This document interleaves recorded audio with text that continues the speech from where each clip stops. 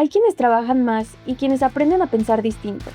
Ingeniero de formación, coach por vocación, Agustín Bravo Curiel, CEO de Enfoque Visionario y fundador de la comunidad Empresarios Guerreros, por más de 15 años ha ayudado a dueños de negocio a fortalecer su mente, dominar sus emociones y crecer sin sacrificar su vida personal. Experto en inteligencia emocional y programación neurolingüística, hoy revisamos la mentalidad como tu mayor ventaja competitiva.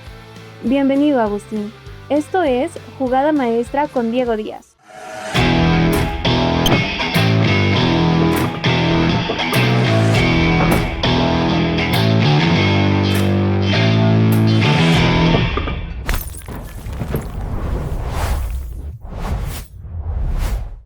Agustín, bienvenido. Un gusto. Aquí a Jugada Maestra. Agustín, en la parte de liderazgo y todo, tú como un mentor de empresarios, ¿qué dirías que es lo que más necesita el empresario mexicano en el tema del liderazgo? Creo que hay varias cosas que necesitamos aprender, porque el problema es que nadie nos la enseña, ¿no?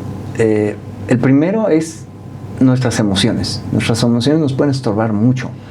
Cuando tú eres un empresario y te enojas, fácilmente puedes hacer berrinche, fácilmente le puedes decir lo que no debes decirle a un empleado o a un cliente o a un proveedor. Cuando tenemos miedo, cuando no tenemos la motivación arriba, suelo decirle a la gente, a ver, cuando viene un empleado tuyo, alguien de tu equipo con una buena idea y estás enojado, ¿qué le dices? Ahorita no. Exacto, pues haces berrinche, no me estén molestando, pónganse a trabajar. Y puedes rechazar una mala idea. Una buena. Perdón, sí. Puedes rechazar una buena idea porque no estás gestionando bien tu emoción. Yo eso es algo que me di cuenta. Muchas malas decisiones las tomaba porque no tenía la emoción correcta. Segundo, por ejemplo, el estar motivados. ¿Cuántas veces no procrastinamos cosas? Y las procrastinas porque te da flojera. Y dices, lo hago después. Mira, sorbito. Pero cuando estamos realmente enganchados y apasionados por lo que hacemos, no procrastinamos, no lo hacemos. Entonces, por un lado, el manejo emocional. Por el otro, necesitamos tener estrategia, porque hay mucha gente que tiene mucha motivación, que como empresarios tienen un impulso extraordinario y se convierten en vikingos. Y si no tienes una estrategia bien definida, vas a llegar muy rápido a ningún lado. O te vas a empezar a dar de topes con la pared cada vez más fuerte. Sí, claro. Ok. Ya me estoy emocionando, sí, como vikingo. Pero sí, de repente cuando tú estás muy bien y el equipo no. Uh-huh. También necesitamos transmitirlo. Por eso necesitamos habilidades de liderazgo. Y para mí, el liderazgo tiene unas dimensiones bien interesantes. Porque desde el punto de vista de tener un negocio que pueda crecer, tú sabes muy bien que lo que necesitamos es delegar. Y hay cosas que nos estorban a nivel emocional para delegar. Y ahí me gustaría que profundices un poquito, porque tengo una persona en la mente, no voy a decir quién, no logra soltar con facilidad. E incluso yendo a terapia, el terapeuta le hizo una pregunta padrísima. Algo así como, ¿qué evento catastrófico viene a tu mente inmediatamente cuando piensas en soltar o delegar algo a alguien que sabes que no lo va a resolver igual como lo resolverías tú? Una pregunta algo así, más o menos. Sí, yo le llamo el síndrome del héroe. Okay. Y el síndrome del héroe es muy sencillo. Nosotros tenemos una serie de conductas o emociones identificadas que les llamamos los parásitos mentales, que es básicamente autosabotaje. Empezamos por hablar de que ningún empresario se autosabotea a propósito. O sea, tú no procrastinas a propósito, tú no te enojas a propósito. No es que estés un día en tu oficina así todo a gusto y digas, ¿sabes qué? Me falta enojarme el día de hoy. Al siguiente que venga le voy a gritar. No, cuando te das cuenta ya lo hiciste. Ahorita lo practicamos. Entonces, cuando tenemos el síndrome del héroe, de alguna manera, usando pretextos como nadie lo va a hacer como yo, es que no lo hacen rápido, es que no lo van a hacer bien. Es que el cliente no lo entiende. Ajá. Vamos a entrar a hacer las cosas y básicamente lo que es una combinación de dos cosas, ego y miedo. El miedo de que las cosas no salgan bien, evidentemente, porque eso habla bien del empresario. O sea, no es que sea malo, habla bien. Es una persona que tiene estándares altos, que quiere que las cosas salgan muy bien. Y por otro lado es el ego, porque a todos nos gusta el reconocimiento. Pero cuando tenemos el síndrome del héroe, lo hacemos todo para llegar al final del día y que uno mismo se convierta en el héroe y puedas decir, ¿sabes qué, Diego? Si no hubiera sido por mí, esto no sale. En realidad, si nos ponemos a analizarlo, si somos inteligentes como dueños de negocios, lo que queremos es exactamente lo opuesto. Tú quieres llegar a la empresa a ver que el equipo haya hecho las cosas, las haya hecho bien, y tú decir, mira, yo ni las manos metí. Esos son mis chingones. Exacto.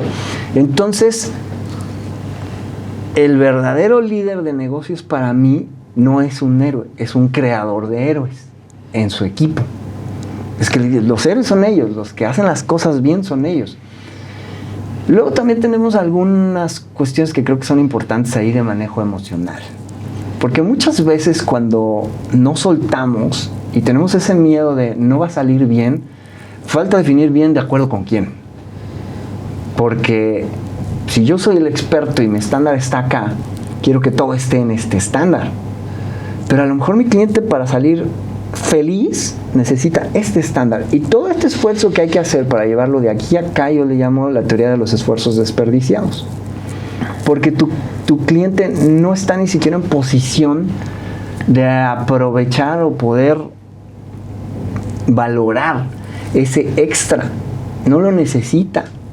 Entonces muchas veces nuestro perfeccionismo, nuestro impulso porque todo salga perfecto de acuerdo a nuestro propio criterio, detiene más a la empresa que lo que le impulsa. Yo a veces bromeo porque cuando salgo a cualquier cosa y el equipo hace algo y le sale bien, les digo, híjole, me voy a ir más seguido, parece que les estorbo más de lo que les ayudo cuando estoy. Entonces, el síndrome del héroe para mí lo vencemos primero dándonos cuenta de que hay una mezcla de esas dos cosas, hay miedo y hay ego. Pero si tú construyes procedimientos de operación adecuados, si le construyes a tu gente, a tu equipo de trabajo, ambientes, entornos donde puedan equivocarse y no sea catastrófico para la empresa, vas haciendo que ellos entrenen, vas ejercitando tú también esa paciencia, vas ejercitando esa mentalidad distinta de decir, a ver, lo que necesito es que ellos lo puedan hacer. Y para mí entonces, un verdadero líder en el negocio, si quiere que su negocio crezca, necesita crear héroes en su equipo. Ahora, muchas preguntas suelen ser, ¿y cómo creo uno? Esa es muy buena pregunta. En primer lugar, necesitamos entrenamiento. Pero a veces no sabemos ni cómo delegar. Hay muchas formas de delegar, pero hay niveles. O sea, si la persona no sabe, no le puedes delegar y decir, te dejo como responsable de algo que es importante y que si hay un error nos puede afectar. Necesitamos irlos llevando. Una vez conocí a un empresario, no me acuerdo de su nombre porque le daría todo el crédito, pero hace muchos años me habló de un concepto que le llama el patrocinio. Dice, en lugar de delegar y soltar, necesitamos delegar patrocinando. Y él le llamaba patrocinio a que tú le dieras tareas a alguien al nivel de su máxima capacidad y tú te encargaras del resto. Y él decía, por ejemplo, ponía un ejemplo muy interesante, decía, vas a llevar a tu hijo al súper, en lugar de decirle, te encargo que vayas por unos refrescos para la comida. Dice, entonces vas con él, y si es un niño y solo puede cargar 2 refrescos, le das 2 refrescos, y los otros 3 o 4, los que sean, los cargas tú. Dice, mucha gente, si vas por 3 refrescos y le das 2 al niño y cargas uno, va a decir, ¿qué le pasa? O sea, ¿por qué pone a trabajar al niño? Es porque lo que queremos es desarrollar su máxima capacidad. No queremos ayudarles a que estén operando en menos de su máxima capacidad, pero sí queremos ayudarles a que todo salga bien.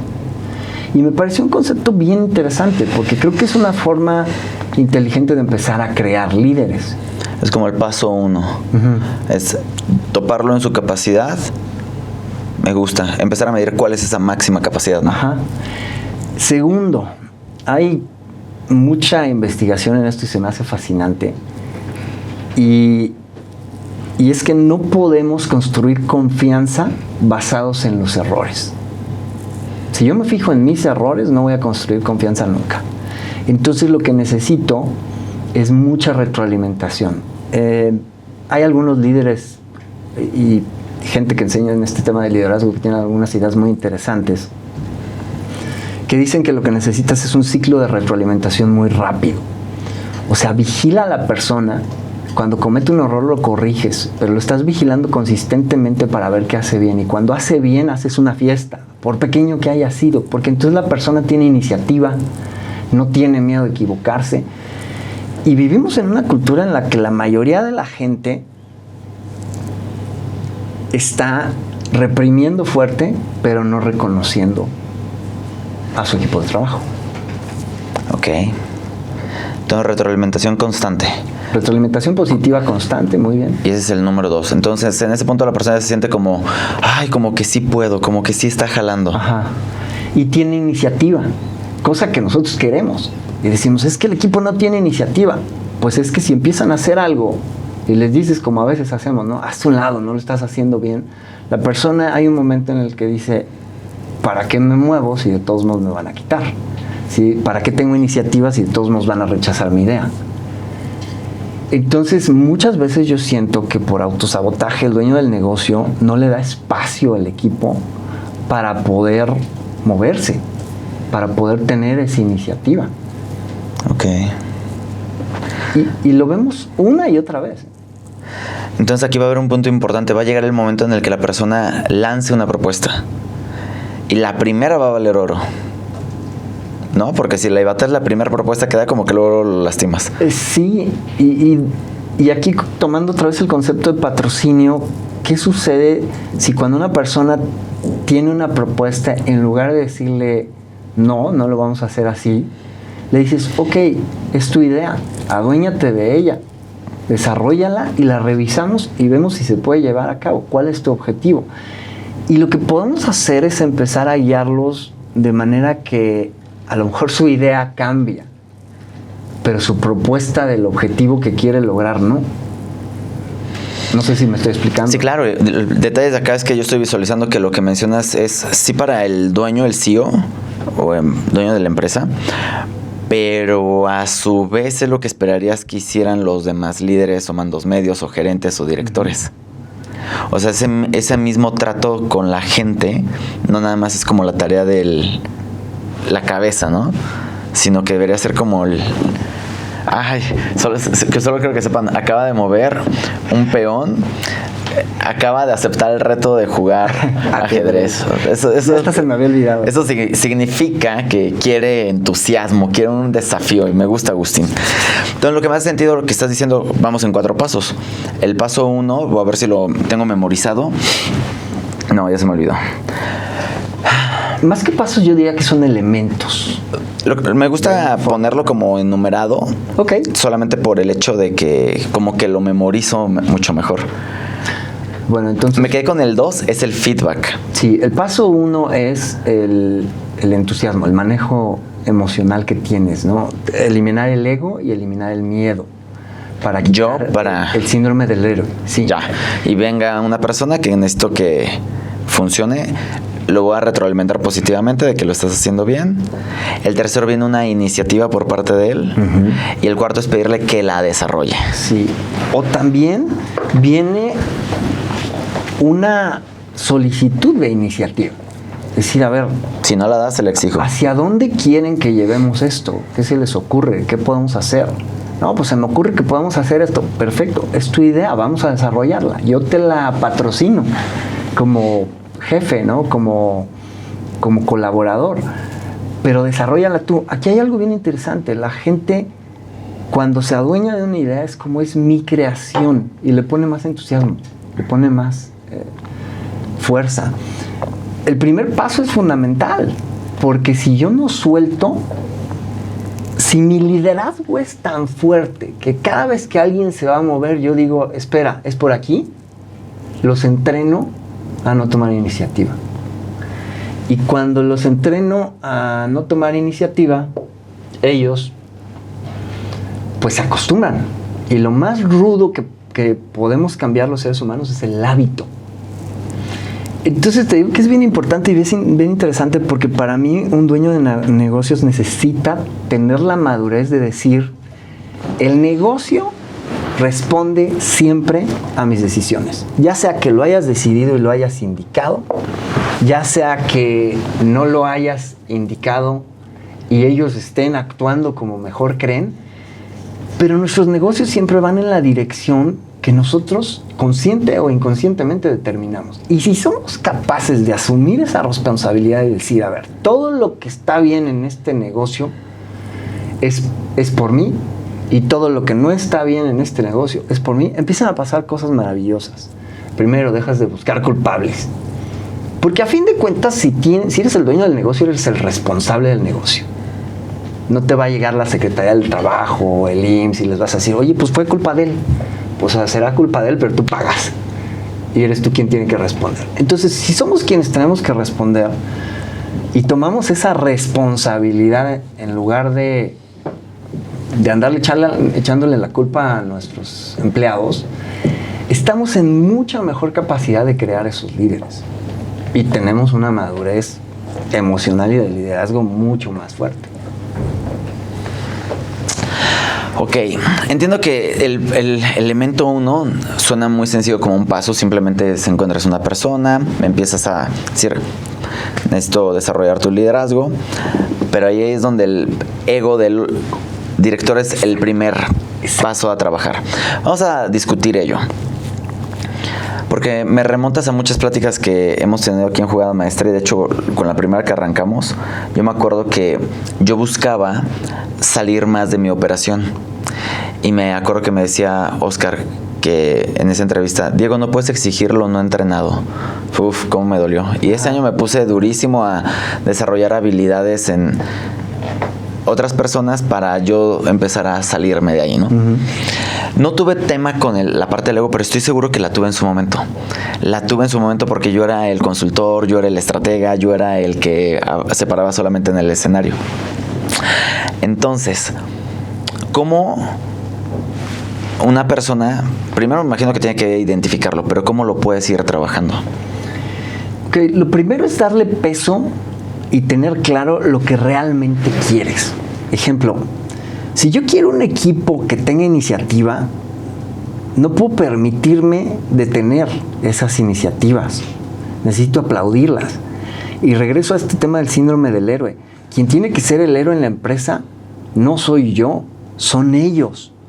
Porque si yo me visualizo a mí mismo como un creador de héroes y digo: a ver, voy a dejar a un lado el ego. El reconocimiento no lo necesito. Yo sé lo que estoy logrando y lo que no estoy logrando.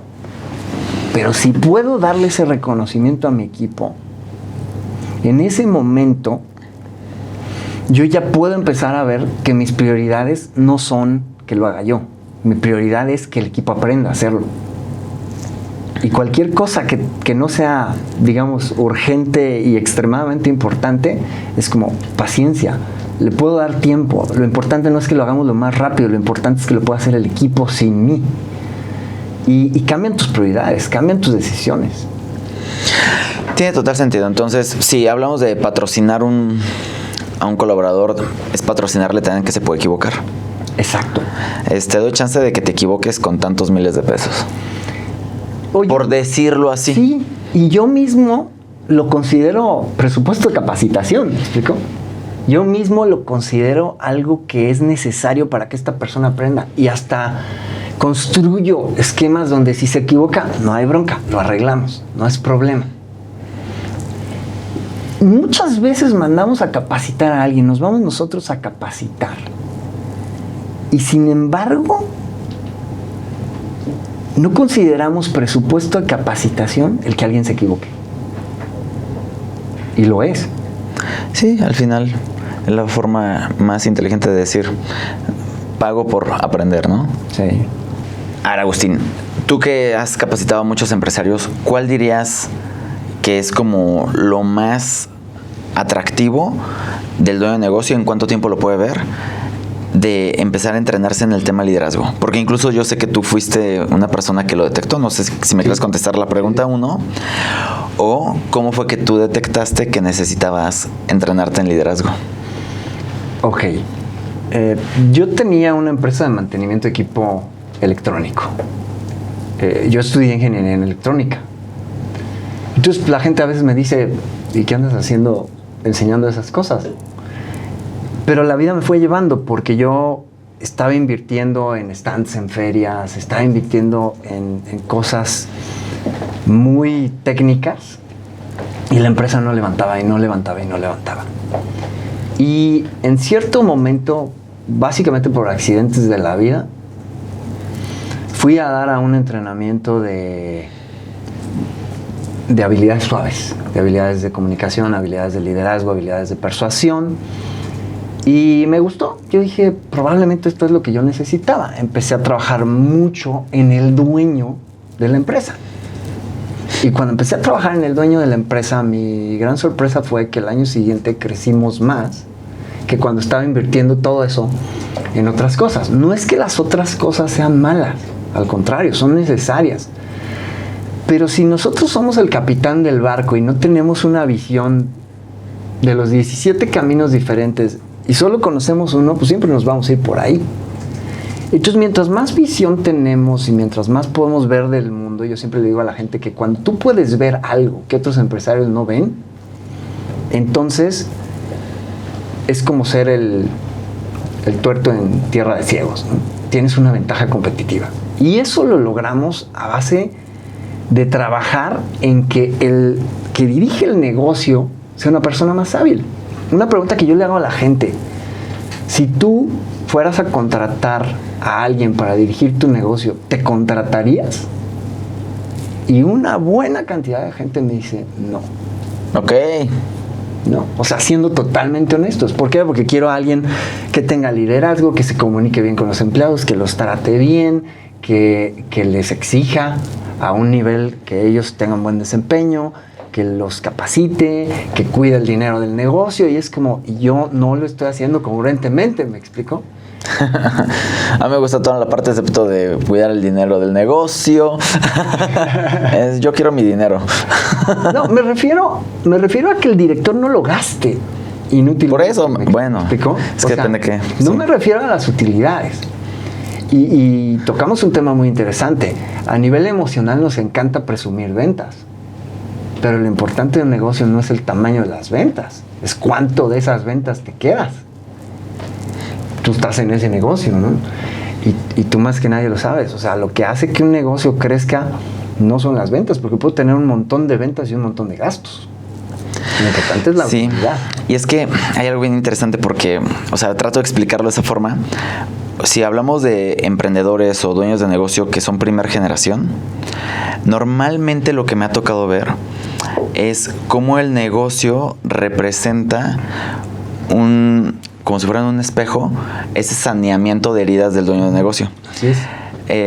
La mayoría de los que van arrancando siempre quieren no pagar impuestos porque se les hace un robo, pero porque quieren el dinero para ellos por el lifestyle que les puede dar el modelo de negocio. El tema de decir, oye, yo me contrataría inicialmente, o sea, yo sí me cuestiono, yo digo, claro, yo soy uno de esos mismos que empezaron con carro 1, que carro 2, luego casa, luego, pues sí, departamentos para poner en renta, pero pues malas inversiones porque pago más de lo que la renta da. Uh-huh. Y así he conocido mucha gente que me dice, no, Diego, es que estoy esperando que me enseñes cómo hacer deducible mi Porsche o de X coche. Y en la lógica financiera sabemos que, oye, pero es más sano que inviertas eso en capacitación, en ads, en mejor talento. Hay muchas mejores inversiones que tu coche. Pero muchos van a querer primero y no lo van a comprender por el tema que hay detrás invisible, uh-huh, que son estas famosas heridas y sistema de creencias configurado para decir, ¿sí?, qué me merezco, qué quiero, que no tuve y que estoy parándome día a día porque sí me mueve, ¿no? Y en muchas ocasiones puede ser como un juguete. Ya cuando llega la etapa de reflexión, decir, oh, creo que ya me pasé de lanza, o creo que esto no me está llevando a ningún lugar, o ya tu costo de vida está demasiado alto, es donde empieza como un poquito más el descubrimiento de quién soy. Uh-huh. Y por eso nos gusta trabajar con el empresario, ajá, la persona. El empresario como persona, cuando se quita el miedo, cuando se quita el ego, tiene mucho menos necesidad de tener el Porsche. Y no estamos hablando de que tener el Porsche sea malo. Estamos hablando de que sea necesario para que sientas éxito o no. O lo tengas simplemente porque te puedes dar el lujo y te gusta. ¿Me explico? Hay una diferencia entre llegar a una reunión y tomarte una copa de vino porque si no te la tomas no te liberas y no te sientes bien, o simplemente me la tomo porque me gusta, pero si no me la tomara no me afectaría, no la necesitaría. Por eso para mí se volvió tan importante el tema emocional. Yo me di cuenta de que estaba queriendo subsanar un montón de cosas con mi liderazgo, que hoy no le puedo llamar mucho liderazgo, no de acuerdo a mi definición de hoy. Pero, por ejemplo, yo, un poquito de mi historia personal, a mí me hicieron mucho bullying en la primaria, en la secundaria. Yo enmascaré mi inseguridad con arrogancia. Y decía, Sorbito. ¿sabes qué? Yo no necesito que nadie me ayude en el negocio. Yo no necesito que nadie me diga qué hacer. O sea, yo sé todo lo que necesito de mi negocio. Pero no había nadie que me cuestionara, bueno, entonces, ¿por qué no lo has logrado? Ok. ¿Por qué no has avanzado? Y con el tiempo, a la hora que empecé a trabajar en el dueño del negocio, que fuera una persona más hábil, más capacitada, más con más habilidades de comunicación, más consciente del valor de las relaciones humanas, entonces empecé a ser una persona que podía llevar mi negocio a un lugar mucho más estable. Por ejemplo, pues viniendo de un área técnica, de ingeniería súper abstracta, para mí era como, pues, si alguien no me entiende a la primera es porque es un bruto, ¿no? Te digo, arrogante, o sea, de verdad hoy yo digo, no sé cómo mis amigos me aguantaban. Les estoy eternamente agradecido. Pero ¿sabes qué? Eso no es algo que me duele aceptar. Hoy lo puedo aceptar y digo, ¿sabes qué? O sea, fue muy interesante para mí entender que quien estaba fastidiando todo en mis relaciones, en mi negocio, en toda mi vida, era yo. Y eso está bien. El problema es que nos sentimos mal cuando decimos es mi culpa. Pero si tú lo ocasionaste, tú puedes dejar de ocasionarlo. Y ahí es donde está, decía el tío del Hombre Araña, ¿no? Con gran poder viene gran responsabilidad. El tío Ben. Ajá. Frase famosa. Pero también al revés aplica. Con gran responsabilidad viene gran poder. En el momento en que yo empiezo a considerar al que está en el espejo, que es el director del negocio, como si fuera un empleado, y digo, a ver, si fuera otra persona, ¿qué haría para que esta persona sea más hábil para llevar el negocio al siguiente nivel? ¿En qué lo capacito? ¿Qué habilidades le doy? ¿Cómo quiero que se maneje? Eso nos da una perspectiva muy interesante de en qué tienes que trabajar tú como dueño de negocios para ser el líder del negocio que quisieras para tu negocio. Oigan, señores, perdonen si no tengo las preguntas claras, pero es que conforme escucho a Agustín, o sea, me está describiendo tal cual. O sea, claro que yo era un arrogante de primera. Pudimos haber sido hermanos tú y yo. En serio. Y precisamente por situaciones muy semejantes en la niñez. Y recuerdo que algo que me ayudó como a romper un poco, y si me hace falta voy a aceptar los golpes, pero hubo un empresario al que yo le dije, oye, tomaste esta decisión, te quiero dar feedback. Y creo que me topé con un espejototote, pero por 10, ¿no? Él sí tenía mucho más dinero, yo estaba en una situación de no tener dinero. Y me cuestionó, ¿cuánto vendiste el mes pasado, güey? Y yo, ¿por qué? Pues tanto. No me des feedback, por favor. O sea, así me cayó. Y me confrontó y me lastimó, si tú quieres. De forma que me está haciendo mucho sentido que cuando la arrogancia es más fuerte que tu parte humilde o raciocinio, pues también te van a lastimar más. Claro, porque Básicamente lo acabas de decir, porque se creó un patrón donde me lastimaron de chiquito, creé una coraza, pero básicamente es seguirme preparando para que alguien me pueda volver a lastimar todavía más duro. Así es. Wow. Oye, pero espérame, entonces, ¿qué encuentras tú como Agustín que dices, era sumamente arrogante O sea, ¿cuál fue ese punto de quiebre? Yo creo que la palabra más cercana es punto de quiebre. Es muy interesante porque no creo poderte decir fue en este momento. Creo que fue un proceso, pero el proceso fue algo. O sea, digo, sí me hicieron mucho bullying en la escuela. También es adecuado decir que siempre fui súper nerd, así como ratita de laboratorio. y siempre me ha gustado mucho leer. Soy devorador de literatura y me gusta aplicarla. Entonces, llegué a un libro muy interesante, se llama Liderazgo de Tribus. ¿Liderazgo de? De tribus. De tribus. De 3 investigadores que empezaron a ver que los seres humanos pasamos por diferentes etapas para desarrollarnos y no nos podemos brincar ninguna. Y una de esas etapas, justo la que está en medio, la tercera de 5, es el ego, la arrogancia. Y empecé a darme cuenta de cómo había yo pasado por esas etapas, porque la siguiente etapa es el trabajo en equipo. Y no puedes pasar de la arrogancia al trabajo del equipo si no finalmente te crees que realmente eres valioso, al grado que ya no necesites el reconocimiento externo. Y es entonces cuando empiezas a reconocer el valor en otras personas. Uy, me gusta totalmente. Necesitamos leer ese libro. Es una belleza. Y lo importante aquí es esto. Cuando yo empecé a decir, bueno, a ver, me olvido de todos los demás y trabajo en mí. Ok, pero entonces empiezas a lograr un nivel de conciencia de manera autodidacta. O sea, no llegó alguien y te dijo, ¡pum!, un cachetadón. A ver, evidentemente en mi camino he tenido maestros increíbles, mentores extraordinarios. Yo creo que recorrer un camino así solito toma 10 vidas, ¿no? Pero siempre, afortunadamente, yo creo que la vida te va poniendo a la gente adecuada. Y si abres los ojos y estás dispuesto, como decías tú, a recibir el golpe, aprendes rápido. Y para mí fue aprender rápido. De hecho, sí podría decirte un momento clave. Va. Un momento clave fue un momento en el que dije, ¿sabes qué? Llevo años tratando de hacer las cosas a mi modo y no funciona. Ya me harté. Si tengo que decir que toda mi vida estuve equivocado y lo hice mal, ya no me importa. ¿Cómo qué edad tenías? Pues debo haber tenido como 30, 35 por ahí. Ok. Pero estaba cansado de echarle tantas ganas y trabajar supuestamente tan bien y que las cosas no me funcionaron. Okay. Y si tengo que aceptar, o sea, fue el momento en que le dije a mi ego, ¿sabes qué? No me estás ayudando. O sea, si tengo que decir que me equivoqué toda mi vida y que lo hice mal a mi manera, me da lo mismo, pero que venga alguien que sepa y me diga qué hacer y lo voy a obedecer porque a mi modo no está funcionando.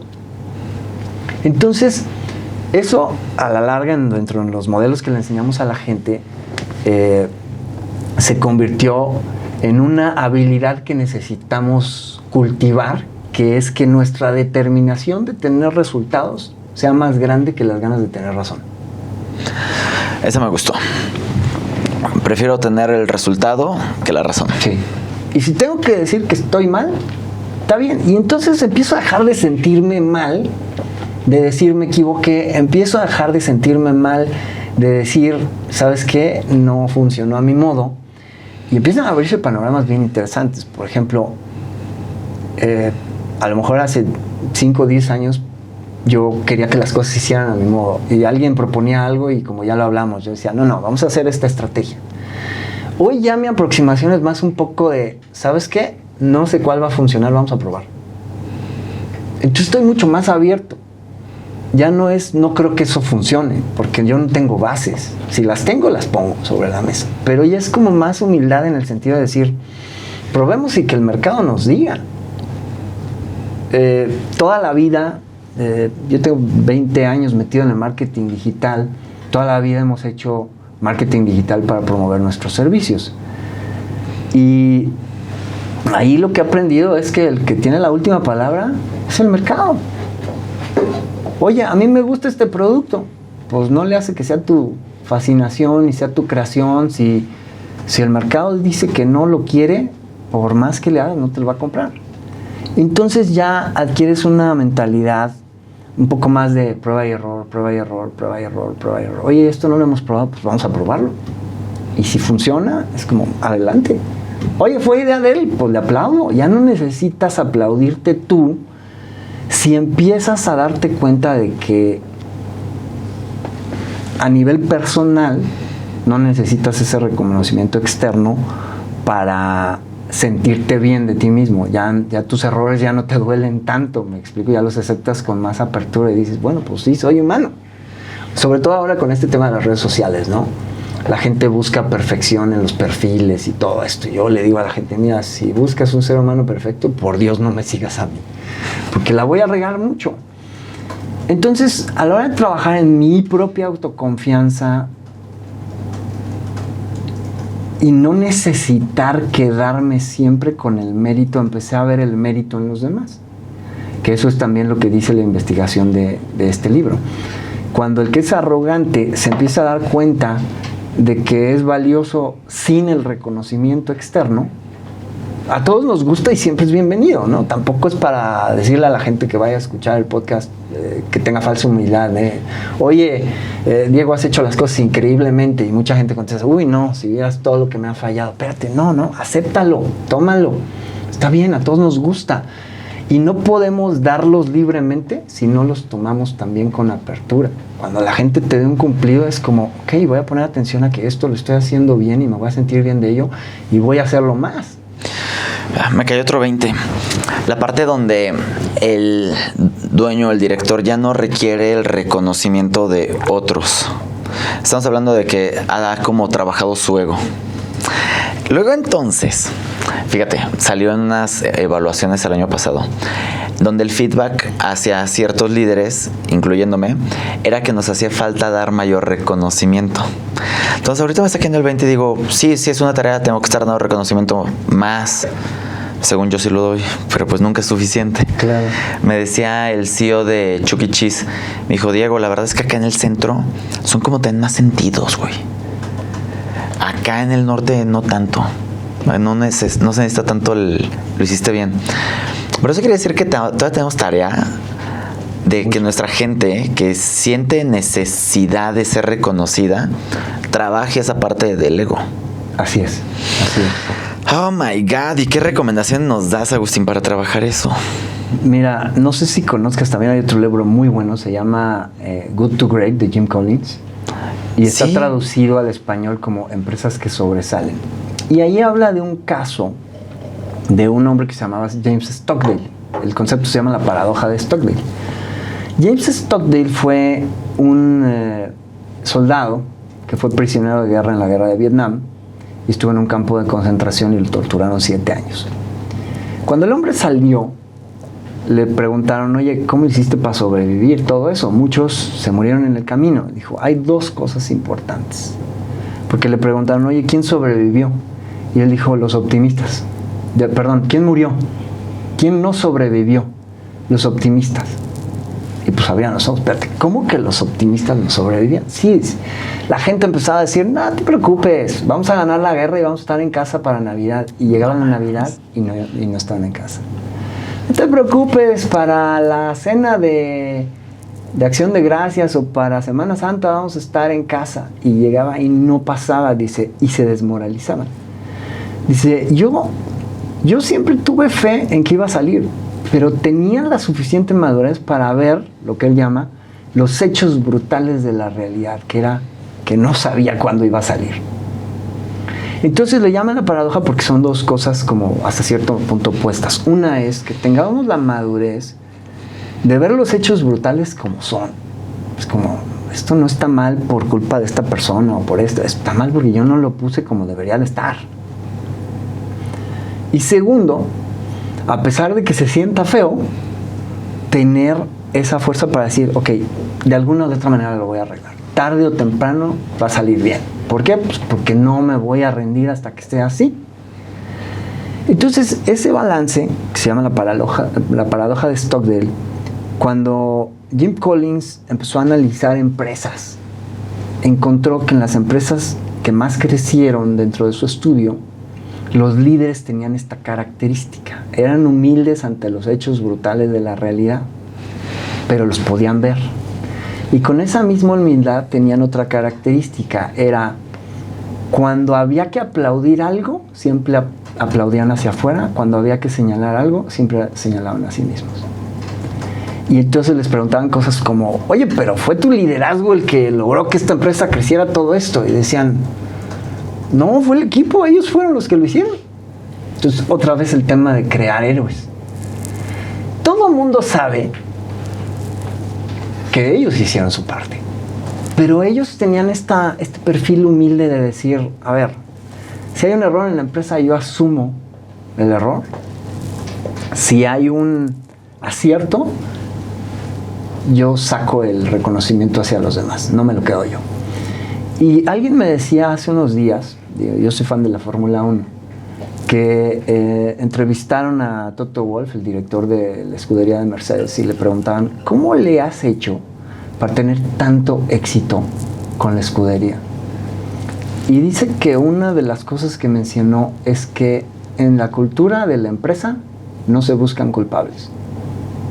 Sí, incluso cuando tuvieron el accidente, los dos pilotos, por tema de ego, y que decidieron, tengo entendido que decidieron no llamarles la atención, los suspendieron un tiempo, luego los mandan llamar y los ponen a frente de todos los demás. ¿Cómo crees que se sienten ellos respecto de tu jugada y demás? Y palabras más menos, parece que les dijeron, si quieren, nada más tienen que pagar ustedes ese desembolso de esos dos automóviles que echaron a perder y que lo hicieron. Porque es increíble la cultura de no buscar culpables, sino responsables. Sí, exacto. Y si alguien en el equipo se equivoca, en lugar de señalarlo, y esta cultura que tenemos, ¿no? De, yo no fui, fue él, o no fue mi culpa. Me encantan el clásico de empresas de, es que el equipo de ventas, el equipo de operaciones, el equipo de marketing sí. Entre equipos, ajá. Se echan la bolita, ¿no? En lugar de decir, a ver, ¿qué tengo que hacer yo? ¿Qué tengo que hacer yo para que se ayuden? Porque no puedo pedirles a ellos que se ayuden. Ponte a pensar una cosa. Que una persona ayude a otra es que esa persona sea un líder que está creando a otro líder, ayudándole a que tenga mejorías. Y eso no va a ocurrir en la cultura de la empresa si no lo hago yo, como líder. Voy a hacer algo. Voy a invitar a unos amigos empresarios, pero no sé si tengas ahorita una fecha por junio, julio, agosto, entre octubre y noviembre, como para los dueños de negocio, un taller 2 días y medio. Sí, tenemos fechas más o menos continuamente, hacemos talleres cada cierto tiempo, o sea, regularmente hacemos estos talleres de 2 días y medio entre cada 2 meses, cada 3 meses. Y buscamos enseñarles todo esto a las personas. Quien haya visto el podcast, ¿le hacemos un descuento o que lleve a una persona más? ¿Qué te gustaría? Me gusta que lleven a alguien más. Sí, ¿no? Sí. Así como un brazo derecho. El impacto es mayor. O un socio. Sí, el impacto es mayor. Va. Entonces vas a escribir la palabra, tu palabra, no es liderazgo, es guerreros. Guerreros. Vas a escribir la palabra guerreros en el enlace que va a aparecer en cualquier parte de la plataforma y vas a tener ahí un bono para esa segunda persona. Obviamente Agustín decidirá cuál es el importe del bono, no ahorita. Y lo que yo quiero es yo presionar y persuadir a mi equipo de amigos a ir a este taller, porque estoy seguro y convencido que nos falta trabajar sí en nosotros, y en cuanto lo vemos con nosotros es más sencillo verlo allá y decir, yo sé que les falta, queridos colaboradores, y poderlos guiar con mayor facilidad. Lo hacemos desde otra posición, ¿sabes? No es la posición acusativa. Yo creo que tenemos que terminar con esta cultura de somos empresarios contra empleados. O sea, somos un equipo. El hecho de que tengan un crecimiento y retos, éxitos, es como... es así como sí, llenador. O sea, y a veces hasta después de que se van, ves qué lograron y dices... Sí, que te andan haciendo competencia también, dices... Se entrenó conmigo. Sí, en una ocasión me preguntaron por una persona que había trabajado conmigo y me dicen, oye, ¿qué piensas de esta persona? Le digo, pues por sus habilidades pongan las manos al fuego. Y se siente bien, ¿sabes? Aunque estén haciendo algo similar a ti. Y creo que necesitamos terminar con esa cultura de unos contra otros. Digamos que mi mensaje es, necesitamos convertirnos en creadores de líderes. Y para ello los dos elementos son el miedo y el ego. Es con lo que hay que empezar. Me quedó clara la plática, Agustín. Y nos va a faltar una segunda sesión para terminar esta jugada. Sí, podríamos estar todo el día hablando de ese tema y con el partido de ajedrez también. Por favor, tu sitio web. www.enfoquevisionario.com. Así que ya saben, si quieren ver talleres, fechas y demás, aquí con Agustín.